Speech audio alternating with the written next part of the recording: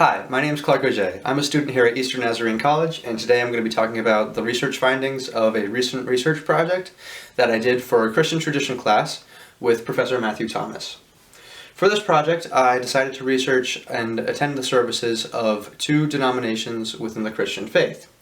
Before I embarked on this project, I decided to establish a few criteria that I would use in determining which churches I was going to choose, considering there are hundreds of congregations in the greater Boston area. Firstly, I decided to choose two churches which both served the same community geographically. My primary reason for doing this was that both of these churches would target the same audience politically and socially.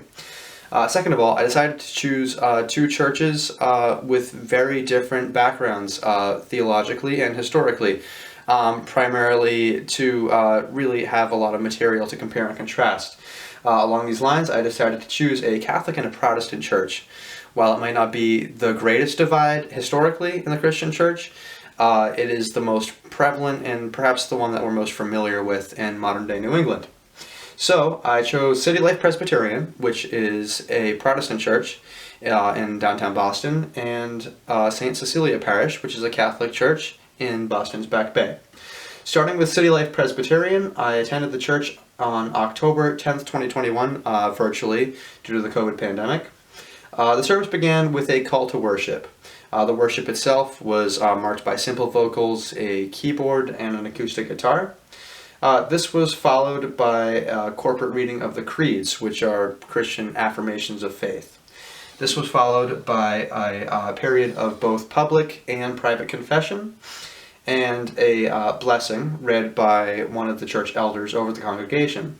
This was followed by singing of the doxology, which is one of the oldest Christian hymns traditionally in the Christian faith. Next came a prayer of intercession, where that same elder prayed for the well-being of many individuals specifically within the church, as well as the congregation as a whole. Then came a corporate reading of the Lord's Prayer, and a period of announcements, which took care of church business. This was followed by a message by Reverend Bruce Cook, who then held the sacrament of communion, an offering, and closed with a benediction.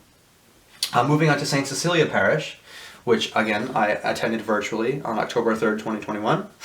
The first half of the service was really marked by an alternation between periods of worship, which was led by a choir and accompanied by the traditional church organ. And this was alternated with readings from the Bible, whether it be a scripture from the Old Testament in the book of Genesis, a scripture from the New Testament in the book of Hebrews, and a gospel passage from the book of Mark. Reverend John Uni then prepared and gave his message based on these three scriptures, tying them all together.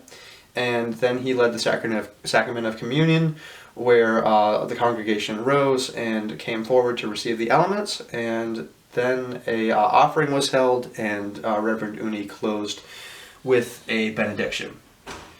Continuing on, just before I begin my analysis, I want to mention that I've attended both types of services before. I've attended a Presbyterian church, I have several Presbyterian friends, and I've also attended a Catholic church. My grandparents are Catholic. But I just want to mention that both of the churches I chose specifically because they tended to break a lot of the stereotypes and connotations that are associated with these churches. Specifically, the Protestant church is generally known for being more informal and scriptural based, whereas the Catholic church is being known for being more formal and tradition based. But when comparing these two services, I have to say that City Life Presbyterian was, in many respects, more traditional than the Catholic service at St. Cecilia's. And the reason for this being that the Presbyterian Church is markedly more traditional than most of its other Protestant counterparts. So the Presbyterian Church actually, that I attended, City Life, it actually included many of the major elements of the Christian liturgy that we discussed in class. I think it's worth pointing out that while City Life Presbyterian may have been more traditional in terms of the liturgy and the service structure, St. Cecilia really was more traditional in terms of visual worship aids and iconography. And what I mean by that was that City Life Presbyterian, it's held in a hotel building, the Revere Hotel building in Boston, and it's held in a typical conference room, except for the cross on the wall. You wouldn't know that it was a church at all. Most of the congregants are dressed in business casual, and you really couldn't tell it apart from your typical business meeting, again, if it wasn't for the fact that there were Bibles and a cross on the wall. In terms of the Catholic Church, though, and St. Cecilia, there's no mistaking it for anything but a church. The stained glass, the statues, the candles, and the priest's robes, everything about that really indicates that it is something holy and set apart.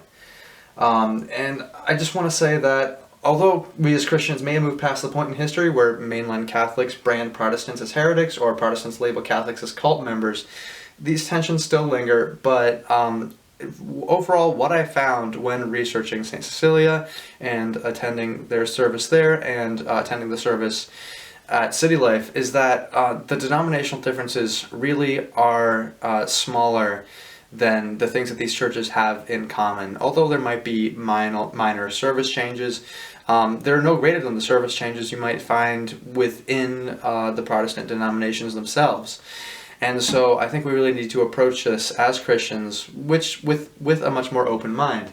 And, although these denominational gaps may never be fully bridged, humans, after all, as Christians, we acknowledge that we are inherently sinful and that we ultimately are going to be divided here on earth. It's ultimately should be the goal of all Christians to promote unity overall in order to spread the gospel here on earth. Thanks for watching.